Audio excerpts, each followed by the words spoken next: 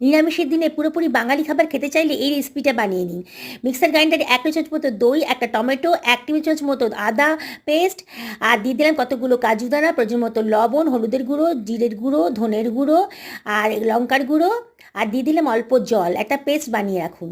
এবার গরম তেলে হলুদ নুন দিয়ে ভাপানো ফুলকপিটা ভেজে তুলে রাখুন। হলুদ নুন দিয়ে ভাপানো আলুটাকেও একটু ভেজে ভেজে তুলে রাখলাম। আবারও তেল গরম করে তার মধ্যে দিয়ে দিলাম গোটা গরম মশলা, হাফ টি চামচ মতো গোটা জিরে, তেজপাতা, মশলার পেস্টটা। একটু জল দিয়ে ভালো করে মশলাটাকে কষিয়ে রাখলাম। এবারে দিয়ে দিলাম ভেজে রাখা আলু, ফুলকপিটা। আবারও সব কিছু ভালো করে একটু কষিয়ে নিলাম। তারপরে দিয়ে দিলাম জল। এবারে ঢাকা চাপা দিয়ে রাখলাম 10 থেকে 12 মিনিট মিডিয়াম টু লো ফ্লেমে।